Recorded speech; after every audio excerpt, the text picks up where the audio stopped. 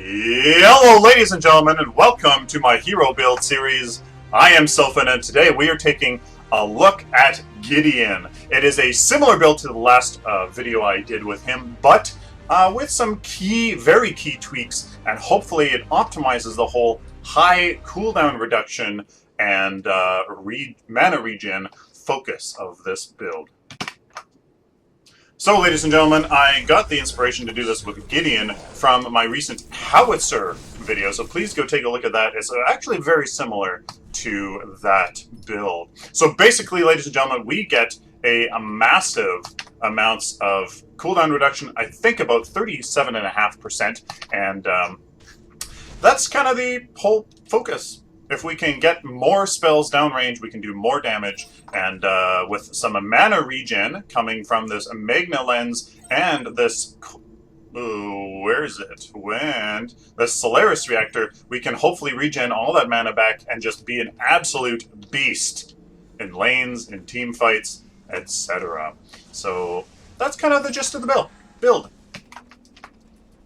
So, ladies and gentlemen, if you have not played Gideon before, he is a caster hero that is pretty much the typification of exactly what a caster should be. He literally casts spells from his hands. He's a caster, like exactly a caster. So, I mean, the very first ability we got here was his Q ability. It's called Cosmic Rift. Meteors fall from the sky, dealing 100 energy damage over 2 seconds. You saw that I used it there a little bit in that first battle there. So that is the Q. You can see that it's actually quite long range, to be honest with you. And you are able to do a good amount of poke damage here. Now this Gideon Scorch is being quite aggressive. I haven't been able to place my Scout Sword yet, which is very, very important here. Also focusing on these last hits, incredibly important as well. So I'm going to try to be doing that, and it looks like he did. Good mana and health potion, so this will be a very nice lane engagement here in this great lane. So I'm going to be a little sneaky here, post this Scout Sword there in the Shadow Pad. Get that last hit, damn it! There we go. Okay, so the second ability is very important here. It is our escape. Torn Space. Teleport to a targeted location 850 units away. Friendly heroes can also go through the portal by jumping into it. That is new since the last time we played. Since we played Gideon last. So that is actually a very interesting mechanic. I want to see if I can utilize it. Pretty much at all. So yeah, attack me, attack. Okay. So one little thing that's not related to Gideon is if you let Gideon Scorch's towers attack you, then your tower attacks them. So with his Q, you obviously want to be careful with where you place it, thinking about over those 2 seconds how you want to place it, and exactly where you want the majority of its damage to deal. So right now I'm going to put it behind Gideon Scorch, forcing him to walk through it if he wanted to there. I'm going to be a little bit aggressive. I do know that my ward is there, so I'm feeling okay. And his very last ability that we got there is Burden. Tether that deals 4 ticks of 12.5 energy damage and applies a 100 max movement speed slow for 3 seconds. So it's a good secure the kill ability, where if I wanted to use it on this Gideon Scorch here, you can actually have a good combo here with your right click and your Q, where you slow the enemy down with your Q and then you place you slow the enemy down with your right click, and then you you slow the enemy down with your right click, and then that forces the enemy to kind of absorb more of the damage from your Q ability. There we go. Nope, didn't get that either. So his ultimate, one of the most interesting ultimates in the game, it's called Black Hole. You leap into the air, channel a black hole that moves enemies towards the center of it, dealing 450 energy damage over 5 seconds. So it's a absolute monster of an ultimate if you can get it in the right position at the right time without dying. There used to be a shield on it, but there is no shield anymore, so yeah, you just have to be careful. You are immobilized for that 5 seconds. You just kind of, you hover there in space, and yeah, you have to be careful because the enemy can really pick you off as you're hovering there in mid-air. So let's try to get 6 card power here before we go back. Trying to defend against that Iggy and Scorch. Our Scout's Ward is over, so we have to be careful when we are over here. Gideon is pretty damn squishy, so we do have to be quite careful. Let's get these last hits so we can go back very nice and early here. 3, will this do it? No, it won't. So I'm very overextended here. I have to be very careful. And yeah, let's get 6 card power and head back. Alright, so the first card we get here is always this Mage's Ward to replace the Scout's Ward, and with those 1-point abilities of our primary stat, we'll be able to hopefully stay relevant for a little bit longer in this early game. With that 1 extra card point, I'm going to get a cast token and replace that when we get our next set of 3 or 6 card points, depending on how the game's going. We're going to head back right lane because that Gideon Scorch we'll definitely get a good push here on our right tower. Okay, folks, I might want to try something a little bit aggressive here. I could use my right click to slow down the Iggy and Scorch, and then kind of run up there and use my ultimate. I do have it available, and I do kind of want to showcase it here. So what I'm actually going to do is focus on my E ability. So I'm actually going to go up really hard here. I'm going to use my E to get in there. I'm going to use my my ultimate here to really secure that kill. You can see that my Q was totally misplaced, and that little bit of damage, hopefully our Feng Mao can get out of there. No. So he dove a little too far there. But if my Q had worked, definitely would have been able to kill that Iggy and Scorch without that Feng Mao sacrificing himself. So defend mid lane there. Yeah, I'm going to be too late to be of any help there. So I'm just going to remain here in this lane and push this, hopefully into their tower, maybe get a little bit of damage going, and hopefully somebody can rotate this way somebody can rotate this way and make something happen.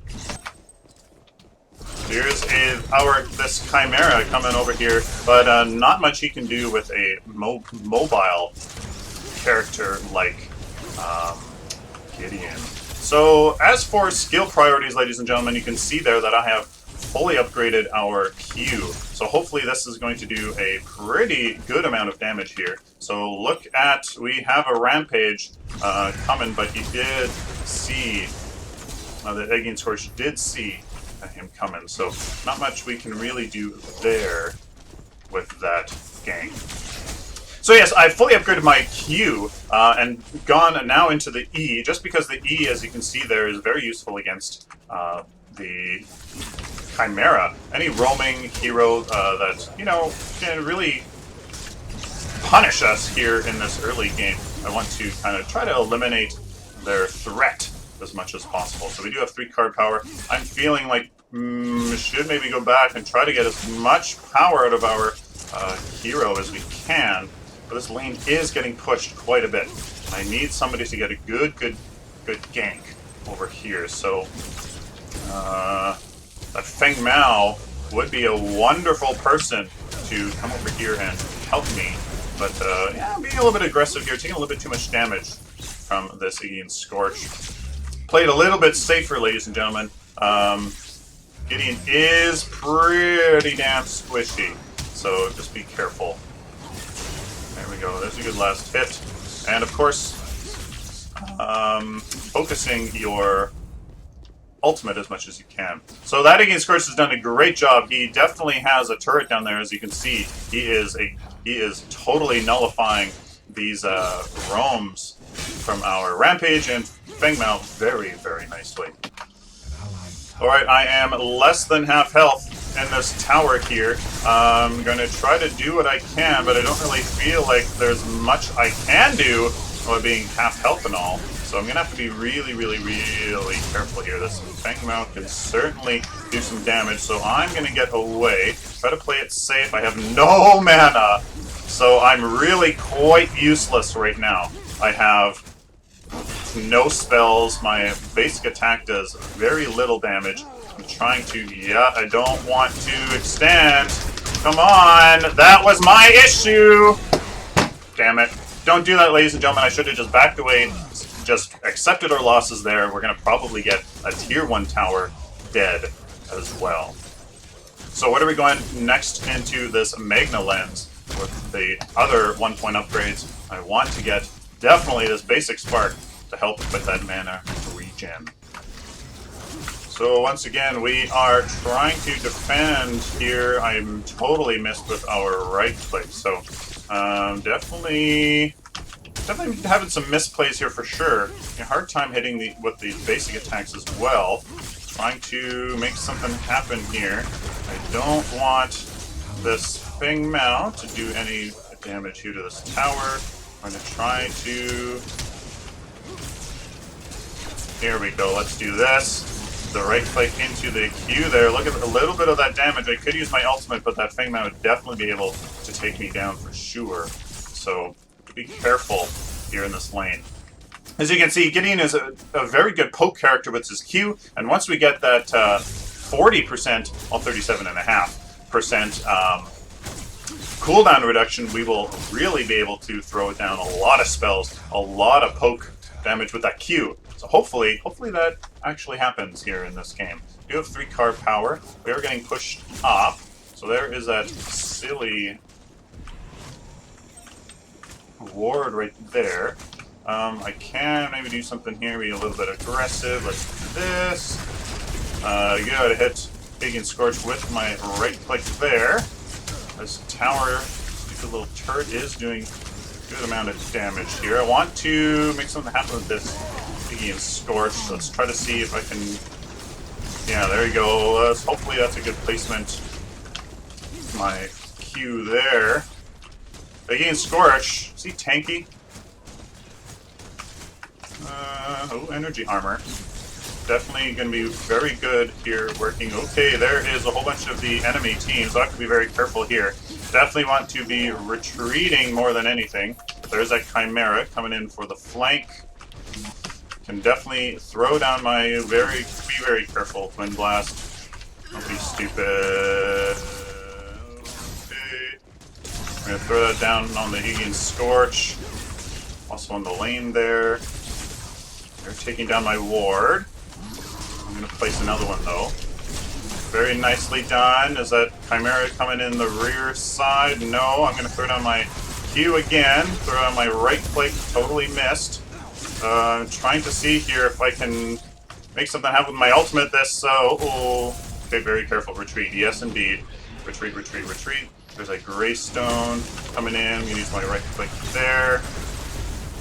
Now retreat. Be careful. So there's a Grux overextending. Okay. Now is definitely the retreat there. Some people overextended, created the enemy advantage, and my ward there still going up. Here's my right click. Try to do something. I'm going to use my Q. Oh my goodness. They are definitely doing a better job here in this team fight. Staying back, picking off the people that are overextended. There's my Q. As you can see, yeah, doing a fair amount of damage now, ladies and gentlemen. That little bit of... come on. Okay, you want to use my Q here and all these low health minions. Yeah, look at all that last hits. And that Gideon Scorch is still alive. Still kicking here in lane. Good sustain on his part. I have no idea where the enemy is, but just try to see if we can poke him down. I don't have my Q. Maybe I could have done something with my Q there, but I didn't have it. So there you go. Defend mid lane for sure. Let's try to clean this lane up so I can get 6 card power before we return. Here we go. Yeah, so let's get 6 card power and get the next card.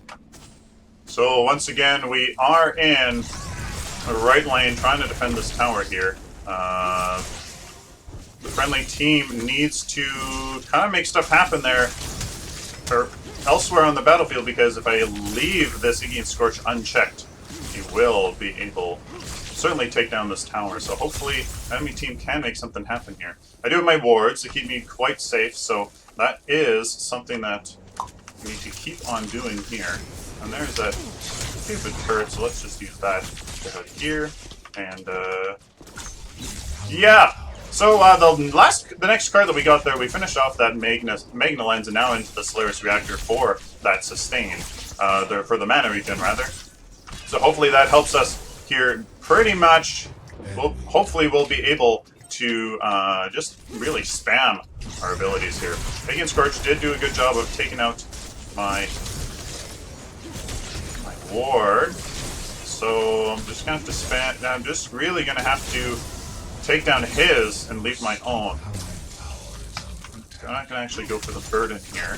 There is that. We're gonna do this. We're gonna actually go in on him. I'm gonna use my ultimate here. I don't think it's gonna do very much. Yep, complete fail. So there you go. Waste of an ultimate. That is kind of the. You know, the combo there. Use your right click to slow the enemy. Use your Q so that use your Q on top of them now that they're slowed, and then you teleport in for the ultimate to hopefully finish them off. There's the defeat. What a piss poor game. Holy smokes. Completely outplayed. I was in that right lane the whole time trying to defend off against that Gideon Scorch. Rest of my team simply couldn't make it happen. So, I mean, I certainly could have rotated for that tier 2 tower that was killed. Our friendly tier 2 tower, and then that other tier 2 tower on the left side. Those are certainly higher priority than the right tier 1 towers, but I think that was a lesser issue in the match. So just for the sake of showing off the build, I will certainly show it off now. Alright, ladies and gentlemen, here is the build. Starting off with the Magus Ward. Fully upgraded bonus of 6.5 energy damage. You get it with 3 minor casts just to increase your primary function as a damage dealer right in the early game. That really, really helps with the early game last hitting. It's a really good boost that really makes last hitting very much more consistent. The Magna Lens get our secondary stat. I'm going to call mana regen as our cooldown reductions.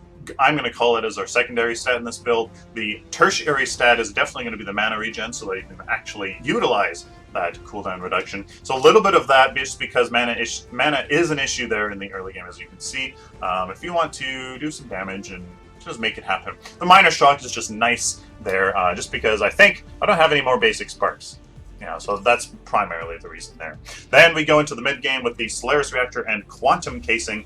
The mana is still an issue in the beginning of the early game if you really want to perform your role as a damage dealer. So I went with the Solaris Reactor there with the 2 Spark, 2 Cast, and 2 Optimal Spark. This 2 Spark will add on to the one that's already on the card. Hopefully that is enough for you to either save up 5 points or to get a good amount of an advantage so you can afford the 7 points here. That 5 is going to be the hump of this build right there in the mid game.